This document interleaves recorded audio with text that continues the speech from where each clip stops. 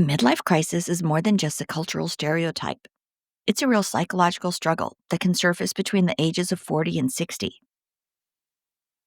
Often triggered by aging, loss, or unmet expectations, it can actually lead individuals to question their identity, make impulsive choices, or abruptly abandon long term commitments.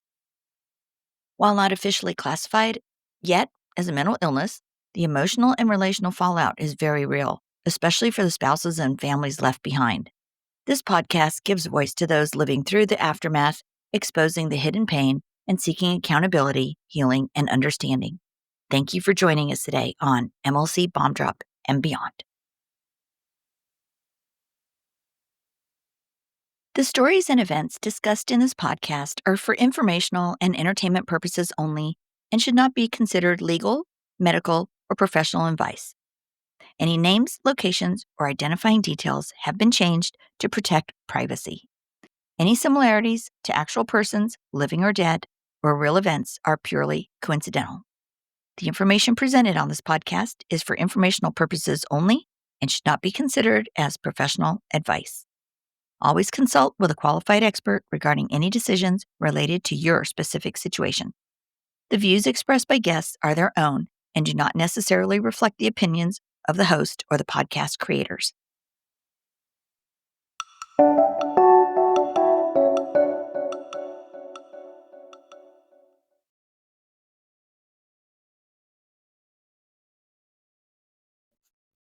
There's something I realized recently that stopped me in my tracks. I realized a person in midlife crisis isn't just leaving a marriage. They aren't just choosing themselves, finding freedom. They aren't just having an affair. They aren't bravely starting over. Someone in midlife crisis is running headfirst into a firestorm of their own making, and there's nothing you can do about it. And I remember standing by, trying to prevent that fire, trying to put it out. There's nothing you can do. And really, what's shocking, you guys, what's almost impossible to understand is when you're watching it, it's that they don't just burn everyone else, they burn themselves. And that is the tragedy of midlife crisis.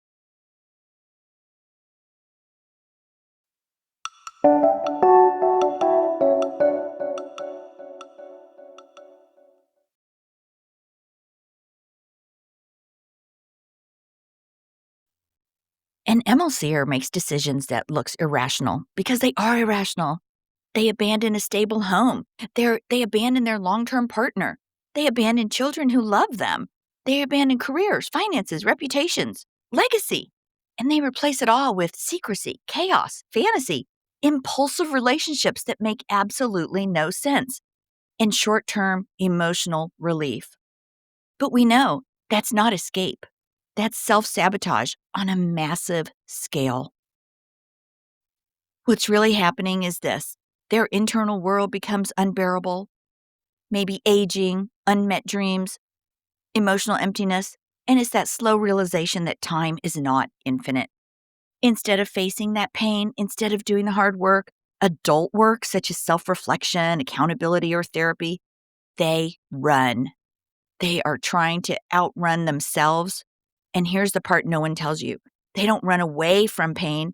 They actually run straight into it, just a louder, more destructive version. Think about it. They leave a predictable life and they enter legal battles, financial instability, fractured relationships, public embarrassment, estranged children, ongoing conflict. That's not peace. That is a firestorm. And yet, somehow in their heads, they're convincing themselves that it's freedom. And you're stuck there on the sidelines going, oh my God, what is wrong with them? And this is where dissociation comes in, because many MLCers are emotionally disconnected from consequences. They operate like teenagers, chasing dopamine, avoiding discomfort, rewriting history, blaming others. They say those things like, I was never happy, you're controlling, I deserve this is who I really am. No, this is who you are when you're dysregulated and running from yourself. And for the left behind spouse and the sweet family that's dealing with this, if you're listening to this and thinking, None of this makes sense? Well, yeah, you're right. It's not supposed to. Healthy people do not torch their own lives to feel alive. So if you're asking, how could they do this? Why would they throw everything away? Why does it seem like they're destroying themselves? You are not imagining it because they are. And here's the part that's hard to say but needs to be said. This is not growth. This is not healing. This is not courage. This is psychological implosion disguised as reinvention. And while it devastates families, children, and partners, it also hollows them out. So if you're watching someone you once loved run into the fire and you're thinking, oh my God, I don't recognize this person anymore, that's because right now they're not acting like their whole self, like their real self. They're acting from fear. And fear, you guys, unchecked, it burns everything it touches. You didn't cause this. You couldn't stop it. And you are not required to follow them into the flames, that's for sure.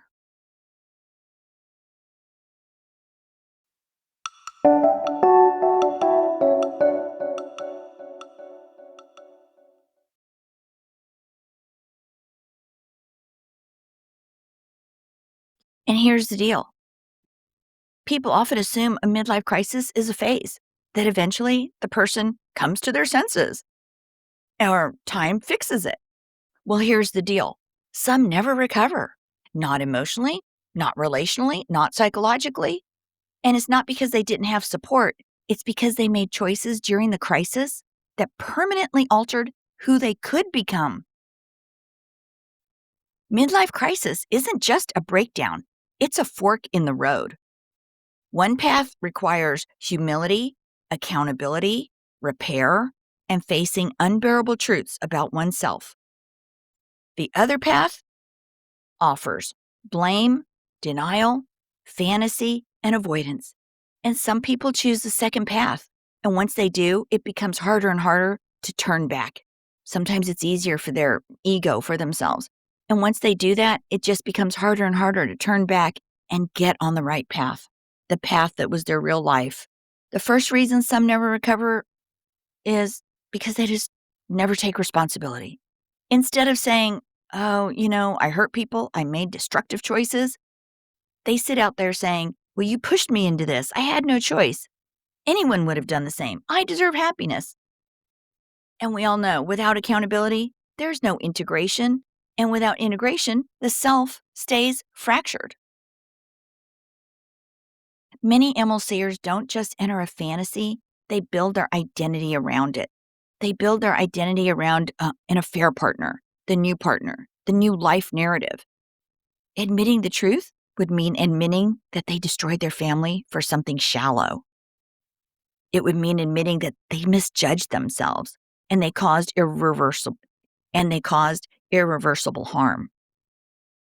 And that level of shame is unbearable. So, instead of waking up, they double down on it.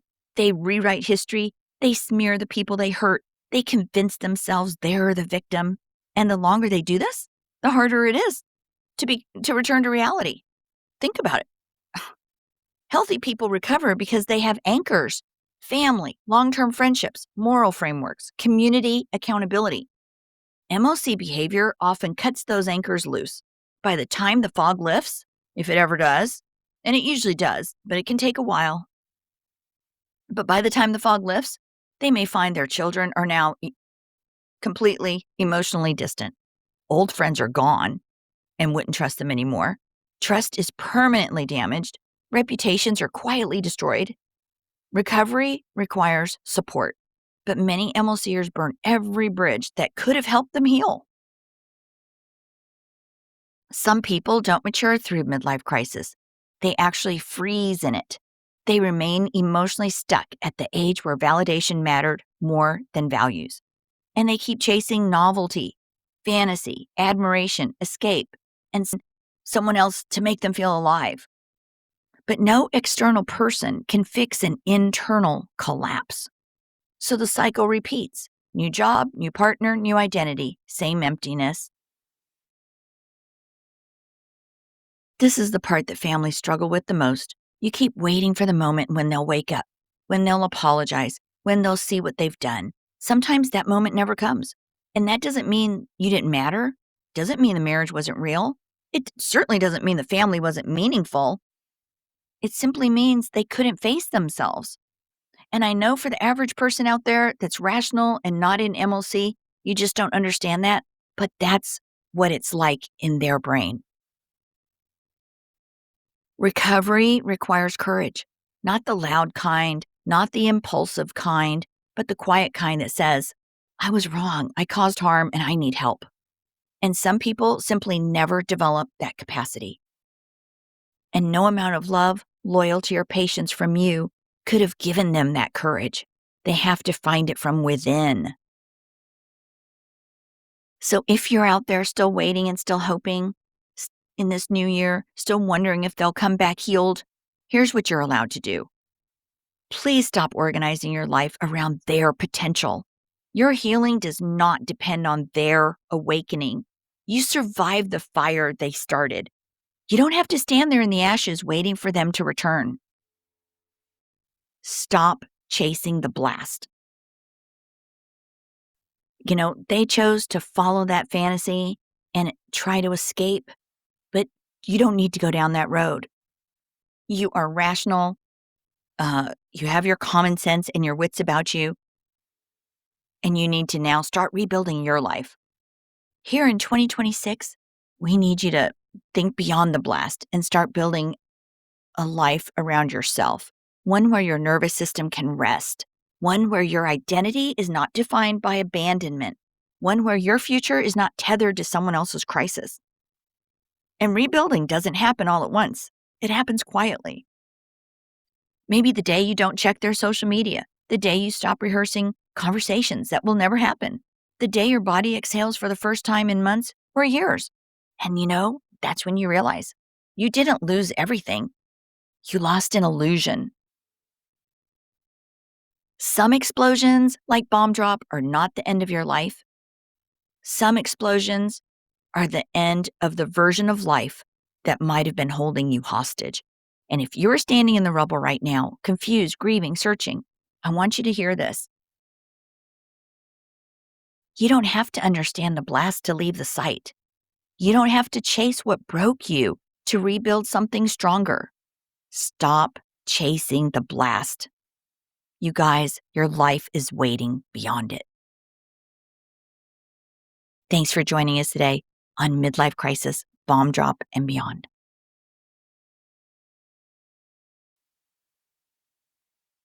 Hey, some resources that are available for you guys are thewifeexpert.com. That's Lori McDermott over there at thewifeexpert.com. She also has a new app out.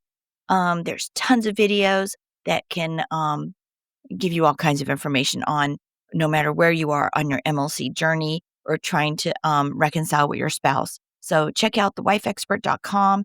And if you're not sure if your spouse or yourself is in maybe approaching or in a midlife crisis, be sure to check out Kenda Root's quiz at midlifecrisismarriageadvocate.com.